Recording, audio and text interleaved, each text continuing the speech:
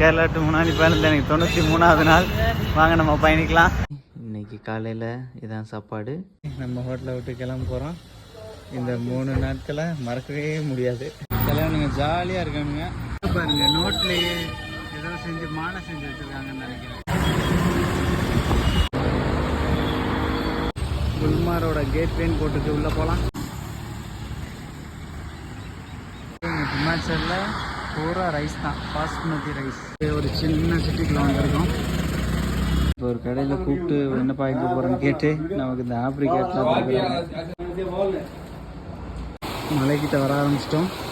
குல்மார்க்கு உள்ளே என்ட்ரி ஆக போகிறோம். இன்னும் ஒரு 14 கிலோமீட்டர். இனி பூரா ஹில் ரோடு தான். நம்ம குல்மார்க் வந்து ரீச் ஆகிட்டோம். ஒரு வழியாக டென்ட் பிச் பண்ண போகிறோம். உள்ள லோக்கல்ஸ்லாம் குதிரை ஓட்டி விளாட்றானுங்க.